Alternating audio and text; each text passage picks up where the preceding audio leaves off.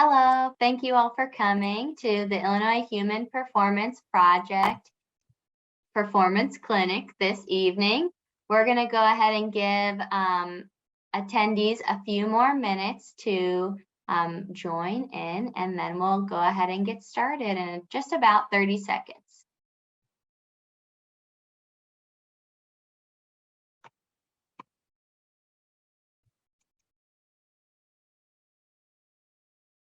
Thank you all for being here. I'll start by introducing myself. Hi, I'm Jenny Galloway. I am a prevention specialist with Omni Youth Services, and I'm working on the Illinois Human Performance Project. I'm thrilled to be a part of tonight's performance clinic, and I really appreciate everyone who is tuning in to this training opportunity. For those of you who don't know, the Illinois Human Performance Project is an Omni prevention program that is funded by the State and Regional Substance Use Prevention Services Grant, and it provides resources across 19 counties in Illinois. We exist to inspire students and adolescents to influence a culture of healthy lifestyle and optimal human performance. To cultivate that leadership growth mindset in students, the Illinois Human Performance Project provides a variety of research-based education resources and experiential learning opportunities. To reduce adolescent substance use and support healthy decision-making, our program works to build intentional partnerships with professionals like Dr. Savannah Fernandez and organizations like McCallum Place, which is a nationally acclaimed comprehensive eating disorder treatment center that provides gender-inclusive care to children starting at the age of 10, adolescents, adults, and athletes. So, without further ado, we are here this evening to listen and learn from Dr.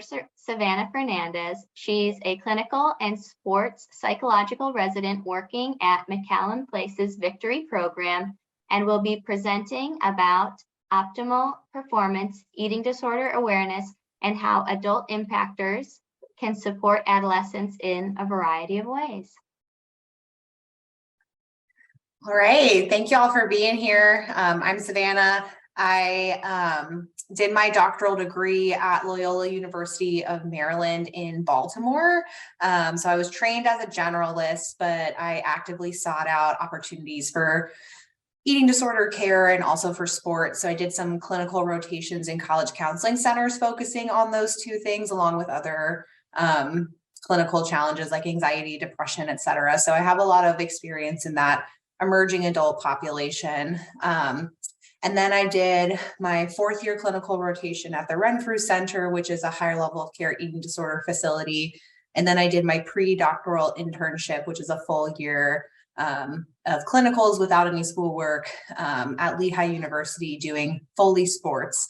So I landed in St. Louis at McCallum's Victory program because it was the perfect marriage of eating disorders and sports. So giving care to athletes who are suffering in that way. So I found my passion here. And this is one of my favorite parts of my job, is getting to have conversations about things that I'm really excited about, and helping coaches, athletes, mentors kind of find ways to best optimize their performance and their overall well-being, and also kind of tackle any challenges with eating disorders or disordered eating. So I will get started. Feel free to interrupt or ask questions along the way, and then we'll also have some time for Q&A at the end.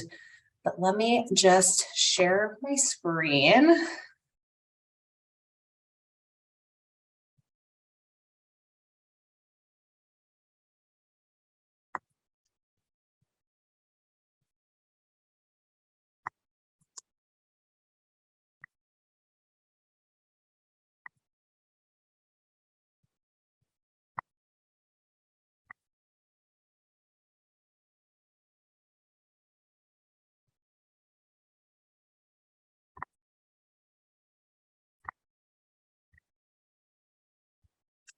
There we go.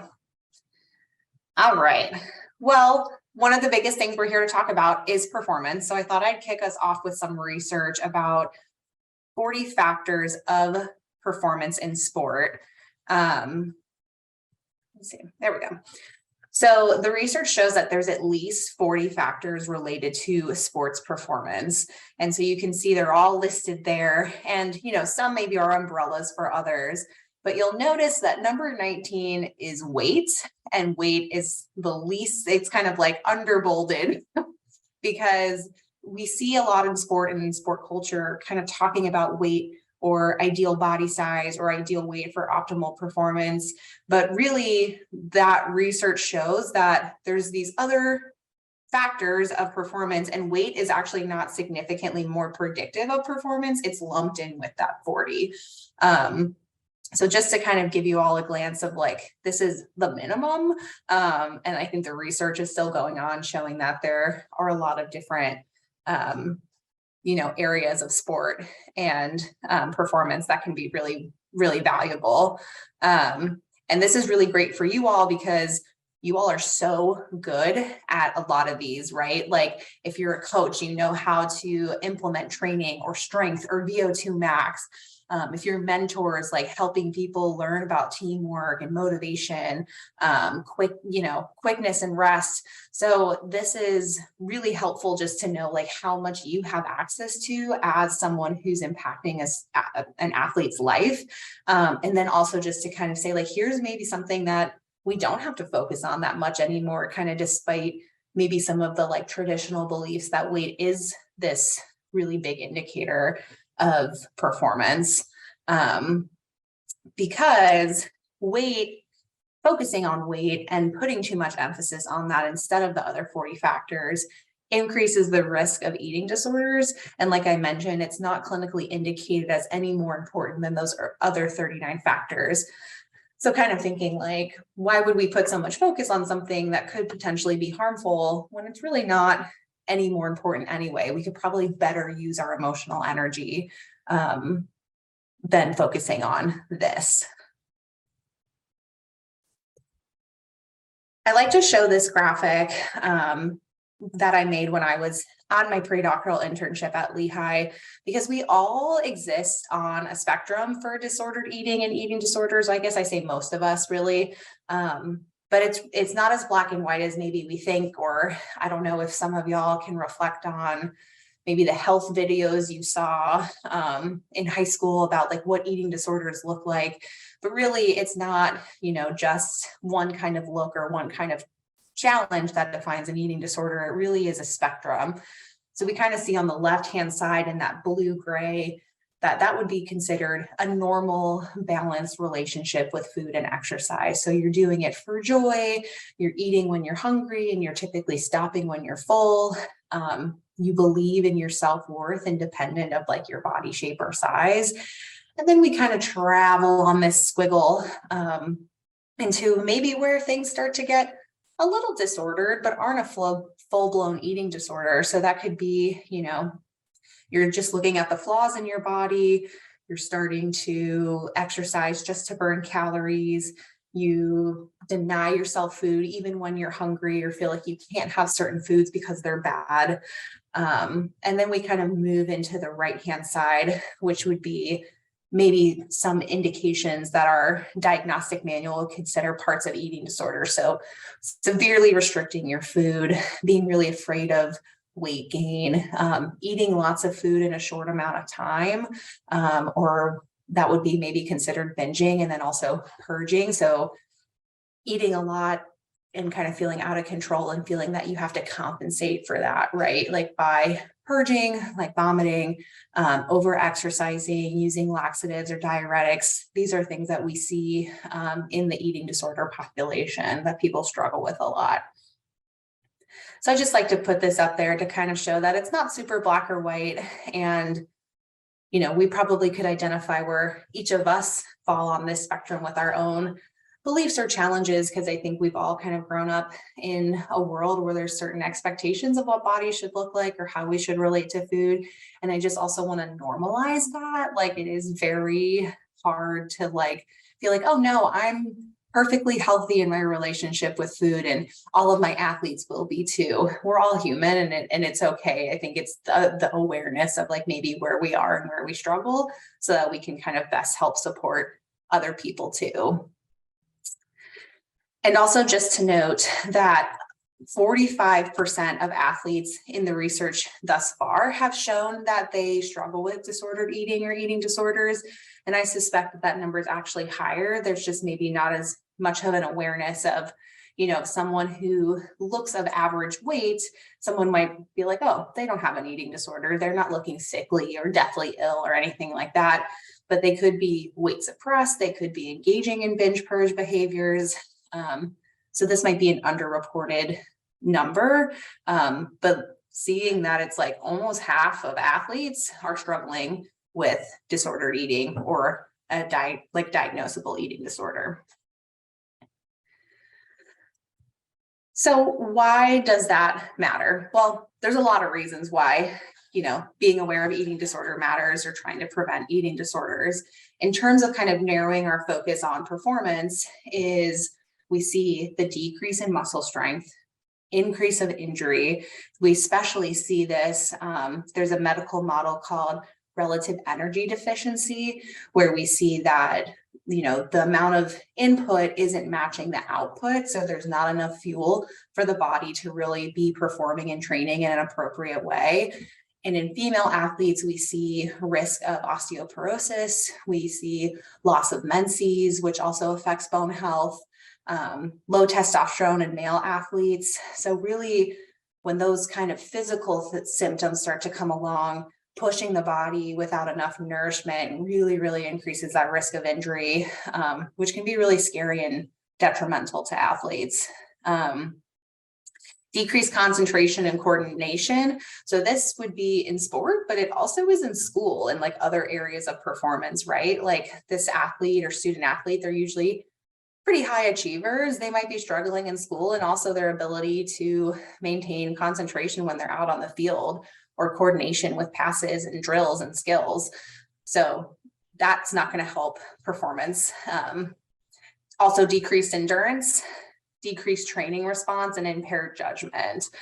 And one thing that we see a lot in the athletes that come to see us is they're like, but it's really hard because when I started restricting, like I got so much faster. I was running up the hills. I felt so much stronger. All of these things were really, really helpful. And it's so hard as a clinician to hear that, because then how am I supposed to say, well, you have to stop doing all those things that made you feel so successful, right? However, we do share with them, there's kind of this bell curve that exists for eating disorder in sports. So there might be an initial peak in performance, but eventually that curve is going to drop. And in the long term, it's going to impact performance, and it's going to impact, psychological and physical health. So even if, as mentors or coaches, you see like, oh, well, they're maybe under eating a little bit, but it's not a problem. They're performing really well. That is likely short-lived and still something to be aware of and to try to intervene before that kind of drop off happens.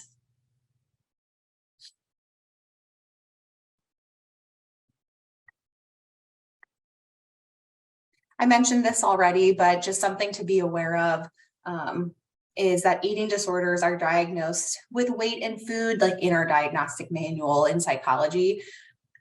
And there's psychological disorders, not weight disorders. So you cannot look at someone and tell if they have an eating disorder or not. Again, like I think back to like my health class, and it was, people who look very emaciated, very clearly very sick. And that's just one image of what someone who's really sick can look like. But it's really important not to make assumptions on someone's struggles or health depending on how they look. And this can be a really big barrier to athletes getting support when they kind of hear that narrative of like, well, you don't look like you have an eating disorder. So it's a pretty harmful statement. And then they might feel like they're not good enough to have any services to help get them any better. So what to look out for, right? So there are some risk factors. So in general, in our eating disorder population, we see like the biopsychosocial model. So biological things is like if someone in their family has a mental health concern, especially if someone in their family has had an eating disorder, if this person has a history of dieting or what we call like weight cycling. So if I'm used to gaining 15 pounds, going on a diet and losing 15 pounds and then gaining that back, and if not, maybe a little bit more and then losing that again, the body and the metabolism and hormones get really protective and defensive when that happens. And there might be, you know, some metabolic things in there that can put someone more at risk. Our dietitians and our doctors at McCallum would have a lot better information. And if you guys ever do want information or to get connected to folks who kind of talk more about that area, I'm happy to put people in contact. And then also the negative energy balance that I mentioned before, the red S. So less input, not enough for that output.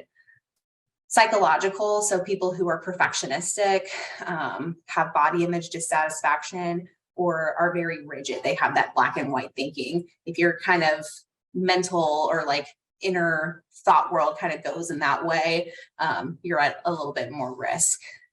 And then social, like I kind of mentioned, you know, there's certain cultural ideals, especially in like the Western ideal of what bodies are supposed to look like, and more so what athletes' bodies are supposed to look like. You know, we can't go to a grocery store or checkout line without seeing something about so-and-so losing weight and how amazing that was. Bullying is huge for risk factors for eating disorders, and also just weight stigma in general. So specific to athletes, some of the risk factors include sport type and revealing uniforms. So sport type, the number one is aesthetic sports. So we're looking at like gymnastics, skating, dance.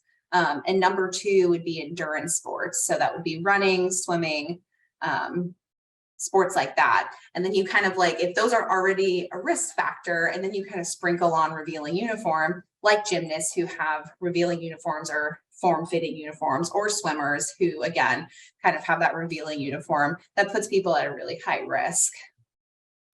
Early start in sport. So I think I talk a lot about people who were like, yeah, as soon as I was walking, I was playing sports.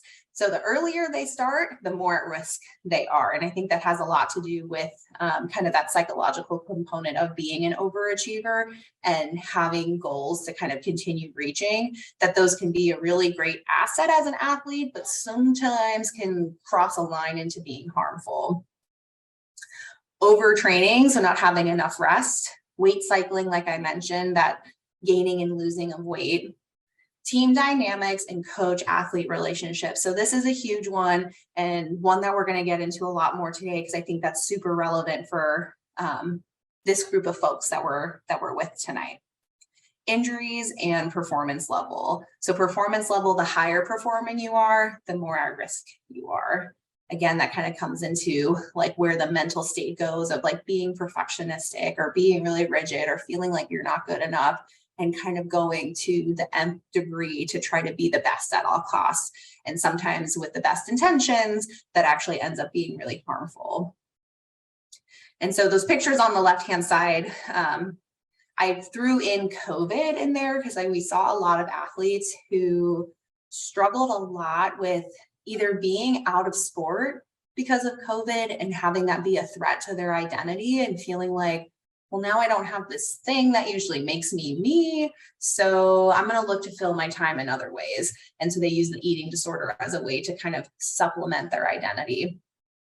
Other athletes were feeling like, well, I'm used to, having practice 2 to 3 hours a day, and I'm used to nourishing myself for that amount of, workout or training. And now I'm not doing anything. So I shouldn't have to eat anything, right? Like that's how it goes. But again, not exactly X equals Y in that kind of situation. So we saw a lot of people come in with eating disorders during and after the pandemic, which is something also to be aware of in your interactions with those athletes who were suffering in that time. Other things to be of note is like any changes in attitudes or behaviors related to food, weight, and self-perception. So when we're looking at food, if someone's eating less, if someone's eating slower, if someone's eating alone, like that's a really big sign, that isolation piece.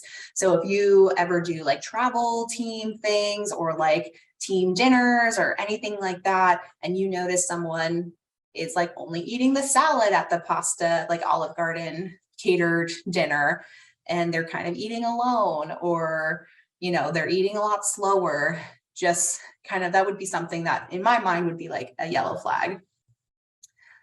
Any interest in new or extreme fad diets or clean eating.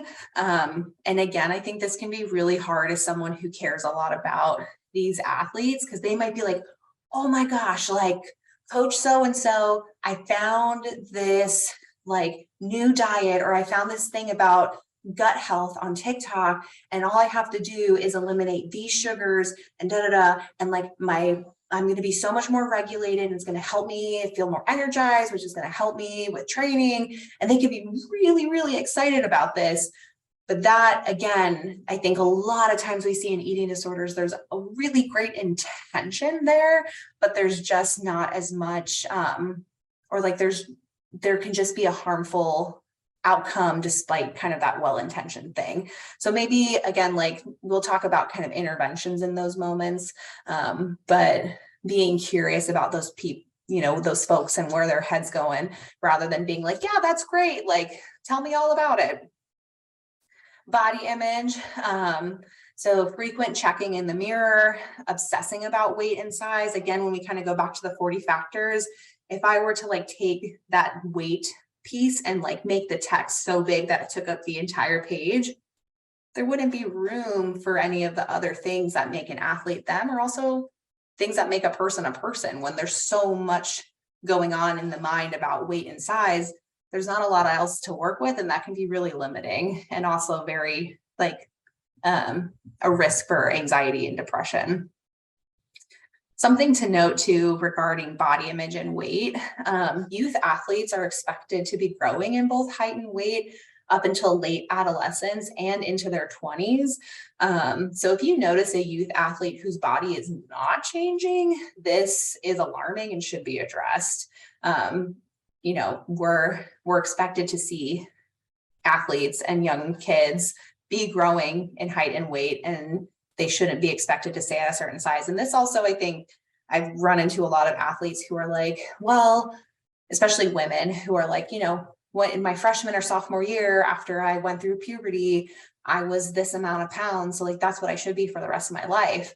And again, I think that comes from a lot of like messages about our culture over time and like what a body's supposed to be, but that's really not true. The body is supposed to continue changing even into the early, mid, and even late 20s.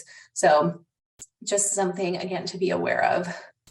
Exercising, over-exercising, exercising when sick or injured. So kind of minimizing if something's not feeling right, minimizing if they're not feeling well. Also, if like the environment isn't safe, so like it's raining, but there's track practice, like we're canceling track practice, right? Like, and if they can't tolerate that, or they have to go run, even though, or, you know, on the treadmill afterwards, like that's something to be slightly concerned. Again, I use the term like yellow flags, like just have like that yellow flag and that eye out, just in case. Personality, we see mood swings, and then in the same vein, lack of emotion. So if someone is suddenly very flat, not themselves, that's something to kind of check in on. So this is one of my favorite slides. So we're going to talk a little bit more about the good athlete versus the individual with an eating disorder or at risk for an eating disorder. So the research shows that there's very, very similar characteristics for an athlete who's considered good or desirable, and also someone who could be at risk of an eating disorder. So in that first line, you see mental toughness and asceticism. So mental toughness, you know, being able to kind of compartmentalize emotions, move on to the next thing, be strong. And when that kind of goes too far, that could kind of be stifling emotions to a point that's harmful. But someone who is maybe pushing down their needs and pushing down their emotions, they could be praised for that. But they could also be someone who's dealing with an eating disorder, not necessarily being mentally tough. Commitment to training and excessive exercise. So again, we want to see athletes who are wanting to grind and like wanting to raise the bar, lift heavier, go faster. And we don't want to see that taken so far that they're getting injured, not getting enough nutrition, not resting, right? Rest is a part of the performance formula. You need rest in order to go hard in practice the next day. Pursuing excellence versus perfectionism. So athletes want, again, to like raise that bar, reach new goals. Perfectionism is that very rigid, narrow focus on what success looks like and a very, very huge fear of failure. So pursuing excellence is kind of that excitement for pursuing goals and to have a new challenge, to go up against a new competitor. And perfectionism is more of fear of failure, fear of rejection. I'm doing all of these things because I'm fearful, not because I'm excited. Coachability versus overcompliance. You know, it's great when we tell athletes like, hey, you're doing great, but just change this and this. Or, hey, let's go up a couple pounds in that squat. And that's great. And again, kind of consistent with that first line of mental toughness and asceticism is the athletes that overcomply, don't put their needs up at all, don't question anything. They might again be the characteristics that are with an eating disorder rather than being a good athlete. And that kind of goes into the next one too, right? Like there's no I in team, you know, you want to be a team player and be unselfish, but you also don't want to be someone who's sacrificing themselves and thinking that that is what's going to be helpful. And then performance despite pain and denial of discomfort. Athletes know that like there is a hard work feeling and like pushing yourself to the next level brings a pain, but it's like a pain that hurts so good. Denial of discomfort is like, no, I'm not sick. No, my shins don't hurt. I'm not going to admit that these things are hurting me because I'm too afraid of like what would happen if I did. So as someone who's working with athletes, I think it's really important to know that these characteristics are very, very similar, but are also just the slightest bit different. And it's really hard to kind of suss out what is what. So if you see an athlete who is like really coachable, they're doing amazing, they always listen to you, that also might be like a opportunity to be like, hey, so-and-so, like, I notice you're always like really open to my feedback. Like, how is that for you? Or just kind of getting curious about that athlete. And again, trying to see if there is an overcompliance or if it is just coachability. And not all athletes that are good have an eating disorder, and not all people who have an eating disorder are good athletes. So I just want to make that clear too. And in treatment or in therapy and things like that, we're not trying to change those characteristics because, again, I think they make them successful. But it's more of just kind of like using their powers for good, right? Like if you're really good at tolerating pain, like let's do that, but like let's do that for sport, and also like let's do that for recovery. Like let's tolerate the discomforts of recovery rather than using it to fuel an eating disorder. In terms of like commitment to training and excessive exercise, I wanted just to note that there is a difference between well-balanced and unbalanced exercise. So well-balanced is fun and intentional, it's safe, there's variety, there's flexibility, you honor your injuries, whereas unbalanced is, you know, you're exercising despite some like very serious physical or physiological symptoms. You feel like you have to do it, like you're compensating from something, or that like if you don't, something bad will happen. you're doing it to punish yourself, or you're spending too much time thinking about it, or you're doing it to control your weight, shape, or size.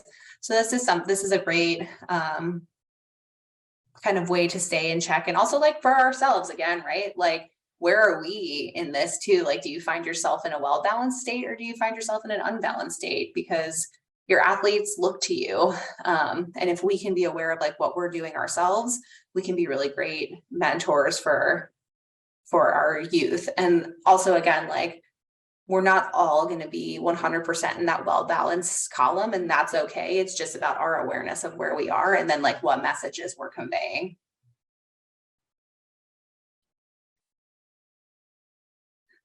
Okay, so how to help. So the first thing that I think is, well, both of these are really important. So verbal and nonverbal communication. I'm going to get into both of those a little bit here in a second, but are you talking about your own weight? Are you talking about other athletes' bodies? I certainly remember when I was in sport, one of my coaches was like, oh, so-and-so looks like they've gained some weight. And they weren't talking about me, but like as another female athlete who, was aware of my weight, it was weird to hear that be said, because I was like, well, what do they think of me? And then that starts to kind of get those wheels turning and maybe could be harmful. So that would be kind of like the less directive communication versus like, are you overtly encouraging athletes to lose weight or eat clean or eat healthy and to avoid certain food groups and things like that? When we look at sports dietitians and sports dietetics, like, we want to see that athletes, like, the baseline is that they need to be nourished.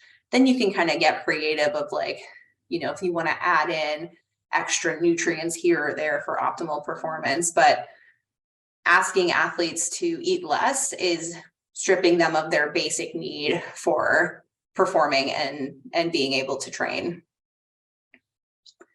Also being curious, like, that is my favorite one. Care for the whole athlete. Like, this is someone who, yes, comes to your practices or performs really well and really loves sport, but asking how they're doing in their lives, asking how life is at home, how school is, how their other hobbies are. Are they playing an instrument? Are they into the arts? But letting them be a diverse, complex individual, and that you care about them no matter what. So always kind of being open and curious when your athletes are around, and trying not to stay too focused in on just how they're performing as an athlete, which can be really hard, because if you have like 20 athletes to like one coach, that's going to be a lot harder to kind of get those in-depth relationships. But again, trying to like keep that in mind whenever you're chatting with those athletes. So some things that you can do verbally to help with communication and creating culture is asking questions of like, kind of with those things to look out for and those risk factors of like, I've noticed some changes, like, you just don't seem yourself lately. Like, how are you doing? How's school going? Are you still enjoying sport? Have you felt any pressure? Like, I know we're close to the end of the season. So again, kind of taking the context and using the relationship to learn a little bit more about where your athlete is.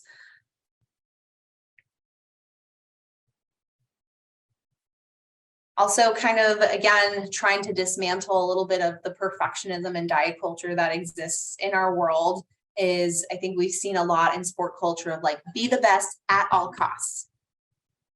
But maybe being the best at all costs really results in like stress fractures, or it results in an eating disorder, and then that person has to go to treatment, or it ends up making that person hate the sport and quitting. So I think, again, like, those kind of sport messages are invigorating sometimes, but they also can be really harmful. So instead, maybe switching that narrative just a little bit to like, let's strive for excellence. Let's strive to be the best that we can.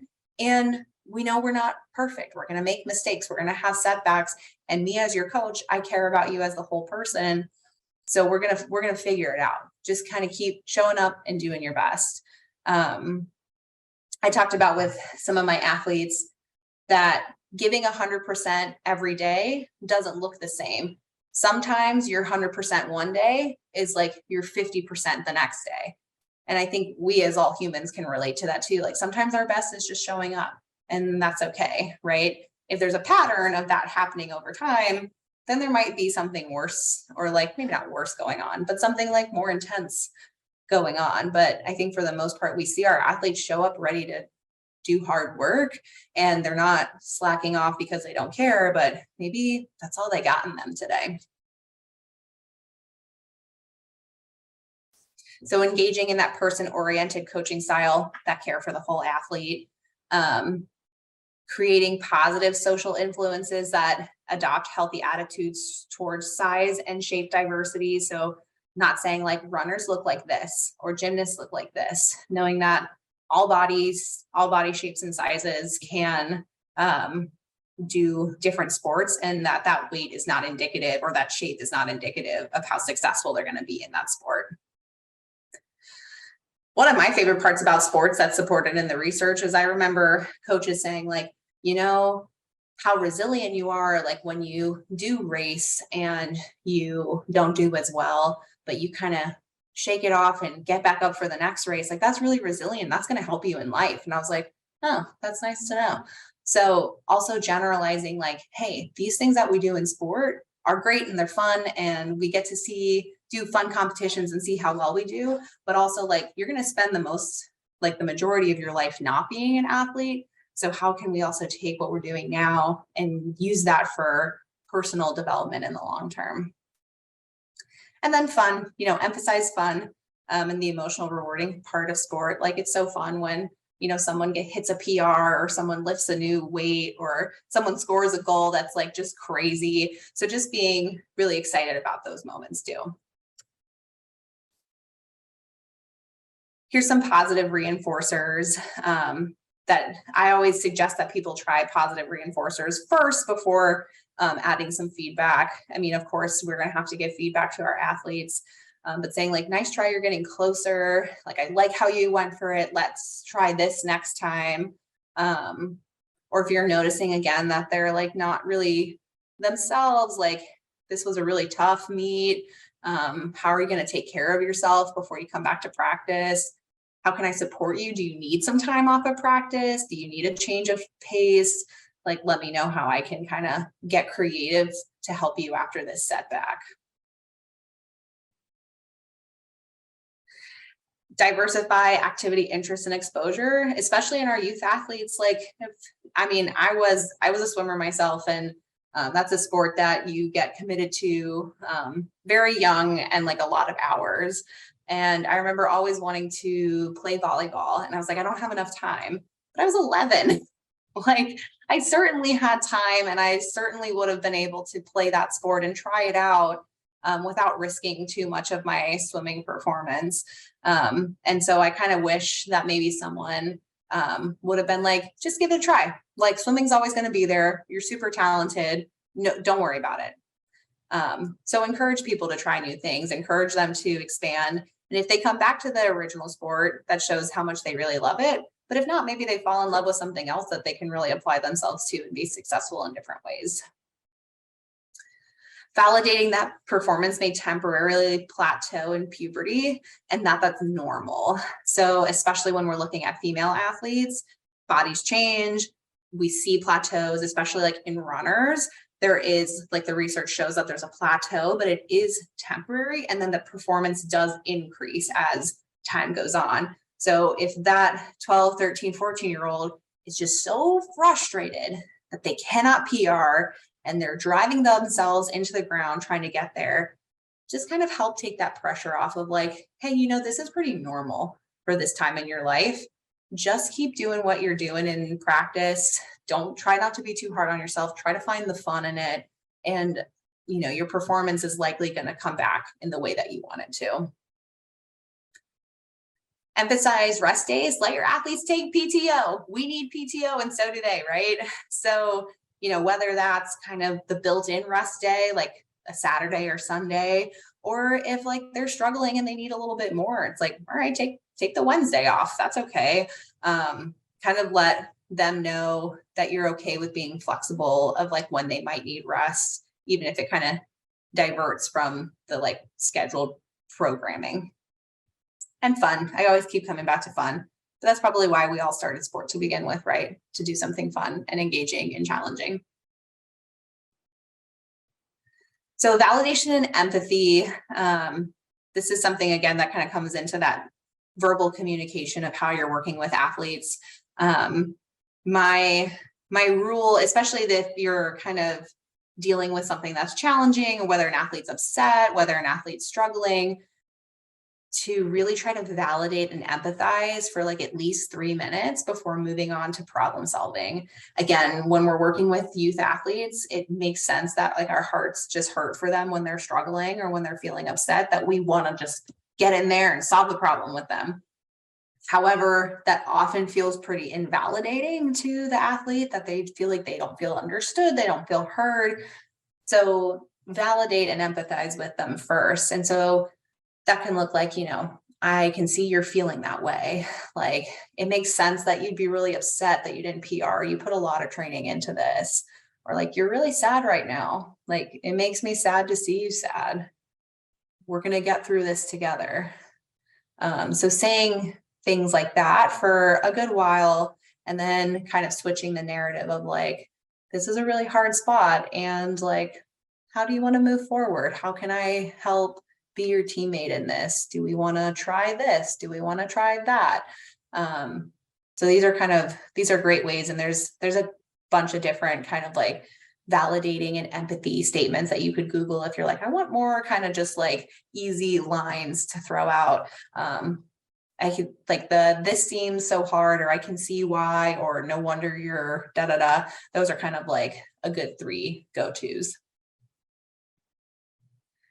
And also, with all of this information and all the things that I'm saying to look out for, to communicate, to not communicate, the best thing is you are not alone. This is a lot of information. This is a very nuanced topic, and it's okay if you feel like you aren't going to be the best person at spotting an athlete with an eating disorder. It's always okay, again, to just kind of have that eye out, be curious. And if you start to notice that something is coming up, involve more people, especially when we're talking about youth athletes, like talking to a parent. Most schools have a school counselor or any other kind of trusted adult. Talk to your co-coaches or your other co-mentors, or, whomever. Or it could also be us. If you want to call me or email me and be like, hey, I have this athlete who, seems to always eat alone at team dinners. What do you think? Like, we can collaborate. So definitely feel like you're able to branch out and involve more people. Brainstorm, collaborate, and define your roles. So once you do involve more people, like let's say you got the school counselor on board, and like potentially the parent, between like yourself, the parent, and the counselor, try to understand of like, okay, am I going to kind of like let the counselor talk about these things and I'm just going to be a positive light in this athlete's life? Or like, is this person, or should I be implementing some, interventions, or making sure that like this athlete doesn't come to practice when they haven't eaten today? So things like that. But again, step 2 is coming from step 1, right? Like, you don't have to figure out your role. You don't have to, figure out the boundaries on your own. Do that with the people you kind of roped into the situation. And then refer appropriately. So here are some resources. Obviously, there's us, McCallum. There is the National Association for Anorexia and Associated Disorders. There's NEDA. If you guys go to NEDA's website, if you want to learn about eating disorders, I promise you could read on NEDA's website for like 5 hours. There is so much information. The National Alliance for Eating Disorders has free or affordable resources virtually. And then again, like use the resources that are probably right there at your fingertips, like school counselors. Also, if you are thinking about trying to get connected with a therapist, you can look at psychologytoday.com or findedhelp.com. And you can kind of specify for in-network insurance. Findedhelp.com is really great because you can also put like a advanced search for proficient with athletes. So I guess these are kind of, more down the line if like someone is needing more in-depth care with a professional, but just to kind of throw it out there so y'all know.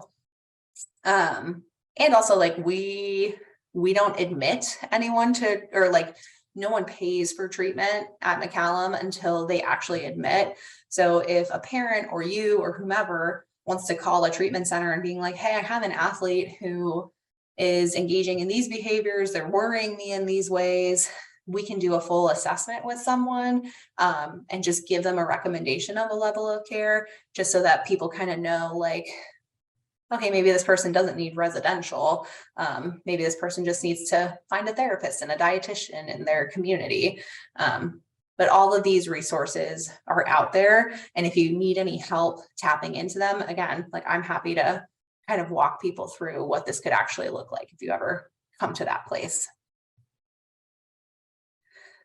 So finally, I'm going to share a case example, and you'll see kind of themes from the content in here.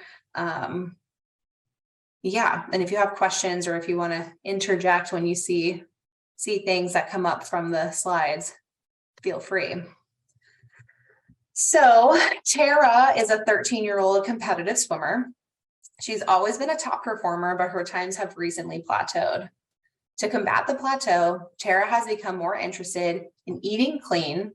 She does extra running workouts, stays after practice to drill extra technique work, and is often scrolling through Fit Talk for more fitness ideas. From the outside looking in, Tara appears to be a dedicated athlete who does whatever she can to find success personally and for her team. However, one day her coach noticed Tara running on her day off and checks in with her the following day. Coach says, hey, Tara, how's it going? How's life been treating you? And she says, hey, coach, things have been good. Coach says, that's good. I wanted to check in on how you've been feeling in practice and at meets. Tara responds, practices have been great, and I'm really buckling down and working harder than ever. I think it'll really help me for the championship meet. Yeah, speaking of training, I saw you on a run last Sunday. Usually Sundays are the day of rest, and we regroup for the next week. What made you decide to go on a run? Before I move to the next slide, small little caveat. So coach in that last chunk is curious about why she went on a run and is saying like, we don't usually do that on Sundays. And coach is avoiding the assumption of like, nice job hitting that run on Sunday. Like that was really, really good for you to like hit that extra workout before the next week. So we want to avoid assumptions and compliments in those situations. But I'll carry on. So Tara says, I just really want to make sure I'm doing everything I can to be the best. I work hard, I'm super healthy, and if I don't reach my goals this season, I'll be devastated. Coach says, that makes sense to me, Tara, that validation and that empathy. I know the past couple seasons have left you disappointed, but it's actually really normal at your age for times to plateau. So instead of overworking yourself, let's focus less on your times and more on your love for swimming and how to have fun with it again. Why don't we check in next week and make a plan? Would that be okay? Depending on what coach learns during the next meeting with Tara, he can decide how to proceed, whether that's roping in parents, consulting with a trusted sport and eating disorder professional, referring Tara to services, etc. But to go back for just a second, that last line is, is it okay if we check in? Because also when we notice folks maybe doing disordered things, we can maybe get flustered and be like, oh no, like, do they need help? And it's like, okay, I saw you running. We need to tell your parents right now, or we need to go to the school psychologist right now. That can be very alarming and kind of put the athlete into defense mode. So instead it's like, hey, let's kind of focus on this. Do you want to check in next week? And then we can maybe brainstorm together. Is that okay? So kind of making sure that you're being open. You're not maybe like too pressed or scaring them, which again comes from the best place, right? Like we just want them to be safe. We want them to get help that they need. It's just all about the finesse and like the language that we use. Another question you could consider asking is, like, a lot of our athletes use outside support to get help with this. Like, would you consider chatting with our sports psychologist or dietitian? Another question could be like, are your parents aware of your extra training? Would it be helpful if we talk to them together about our new area of focus? So again, these very like, those statements and those questions have a goal, right? It's like to bring those people in, to bring more awareness, to get support, but it's coming from a very open, flexible, inviting stance rather than a panicked place, if that makes sense. So yeah, and that kind of concludes what I have so far. I know we got about 10 minutes for questions. I can either keep my slides up or I'm happy to stop sharing, whatever would be most helpful.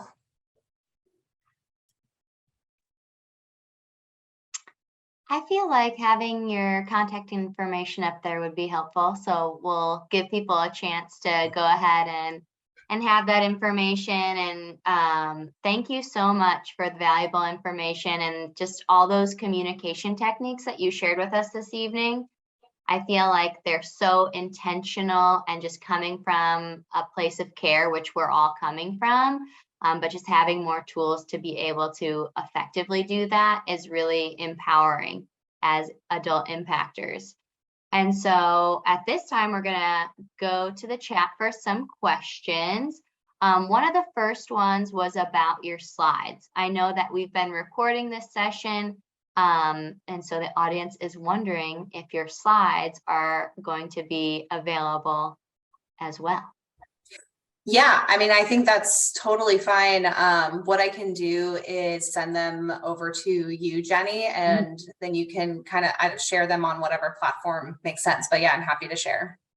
Definitely. Thank you so much. So when we get those slides, we'll put them on our Performance Clinic event page, and those will be available for download. And then I'm going to pull up that document. We had a question. One of those questions was, what explanation do you give clients who may ask why or how their performance may improve at the start of an eating disorder? That's a good one. Yeah, I mean, unfortunately, I'm just one person of my treatment team at McCallum. I feel like there might be some medical or like metabolic kind of things that are going on that could be responsible for those changes. I also feel like from the psychological standpoint, people usually get a lot of praise. So like if someone has lost 5-10 pounds, or someone is feeling more at home, or not even at home, but just feeling like, oh, I've lost this weight, I feel so good about myself. That kind of self-esteem booster can show in a lot of other ways as well, including like how they're feeling in practice, and just kind of, again, like when we think of the 40 factors, like, could you get that self-esteem from somewhere else? Sure. But again, in our society, I think there's a lot of praise around people eating clean, losing weight. So I do think that there's a psychological impact of like what that positive reinforcement does and how it can, be show in performance. But yeah, I'm curious too to know a little bit more. Our sports med doctor and our sports dietitian, they talk about the curve in more in depth, and I can certainly pass that information along, or if people want more of a definite answer there. Thank you. I think that that's so interesting to think about how the other 40 factors, having that conversation of let's not have weight be that motivating factor. There are so many other components that can be, looked at, worked on to provide that same encouragement. All right, we have another one here. What do you see as a direct reason an eating disorder for What do you see as a direct reason an eating disorder for athletes when they need more calories? Hold on, let me see.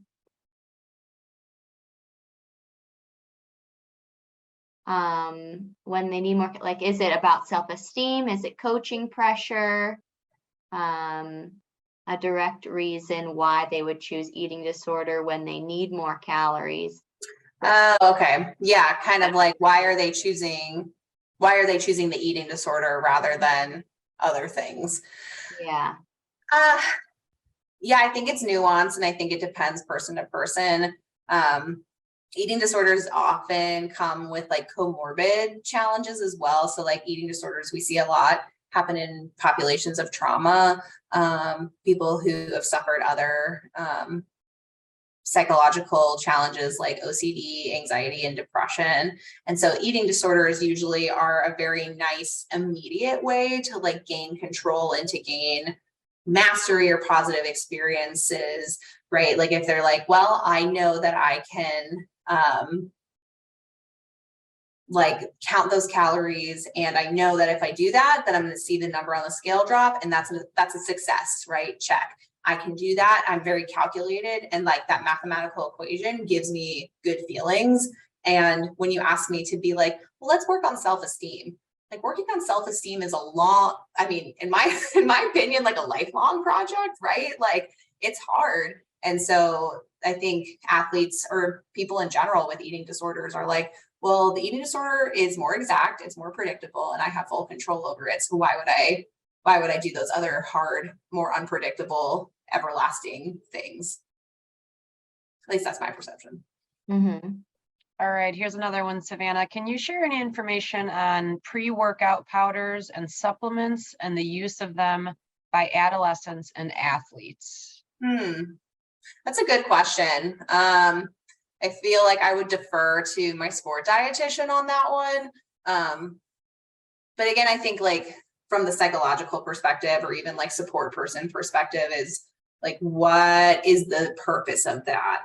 And like, you know, when I think about caffeine, like sometimes people use caffeine as a way to suppress appetite. So it's like, are we using pre-workout to get a little extra boost, or are we trying to use pre-workout to burn calories, to reduce appetite, and being a little bit more curious about that? I don't know if I really don't know the research on like if pre-workouts have negative impact on like the body in general, but I think just kind of being more curious about why an athlete's using that, and if they're flexible to stop using it, try something else for energy, things like that. Yeah, I think that them having that flexibility, if they're rigid, then that could be that other sign that there's something else going on. Mm-hmm. All right, we've got two more here, and then I think Jenny will help wrap us up. So do you feel that some of the same signs of an eating disorder can be the same as for depression, suicidal with athletes as well? Mm-hmm. Yeah. I mean, those comorbidities exist. I also saw someone put something in the chat real quick. Oh, there we go. Yeah, I think it just really depends, but I think the low self-worth or feeling not good enough, for when we look at that good athlete versus risk of eating disorders, for someone who thinks that they are so selfless that they don't deserve anything, that they're not good enough, that their worth is really dependent on what other people think of them or what their body image looks like all of those things are very connected to like depression and suicidality, right? Like, am I deserving of being here? Am I deserving of getting help? Am I nothing? If I'm nothing, then why should I live? I mean, that's definitely a conversation that I would love to continue to have. And we talk about athlete mental health at large at McCallum too, because it is really hard and it is really scary sometimes. So I think things exist, but not every person who suffers with an eating disorder suffers with depression or suicidality. And same thing, like not everyone who suffers with depression or suicidality is, going to be at risk for an eating disorder. It's very person to person.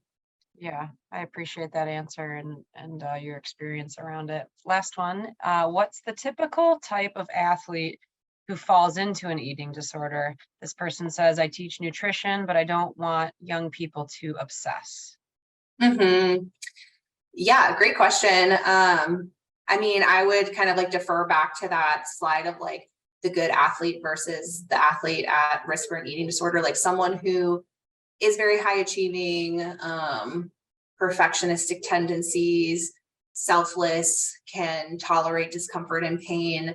All of those characteristics would be someone who is kind of more at risk.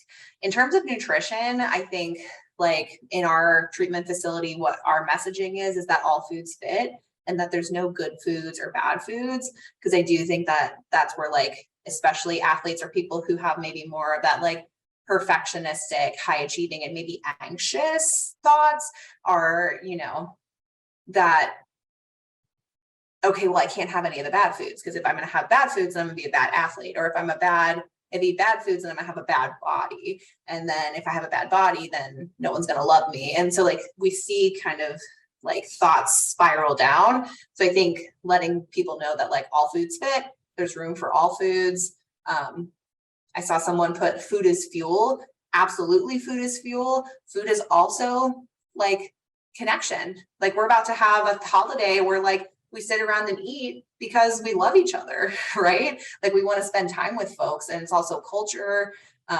You know, it's celebration, it's grieving. Like people bring casseroles when people die. Like food is so much, and so to kind of have that open, flexible way of thinking about it, I think really helps our population.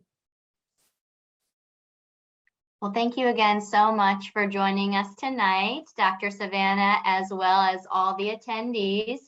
Again, I'm putting the Performance Clinic webpage in the chat, and we'll be having the slides on there probably by tomorrow. We have the 40 factors handout as well as a coaching guide, both from McCallum Place on there already. So have a wonderful evening, everybody. Thank you so much. Thank you.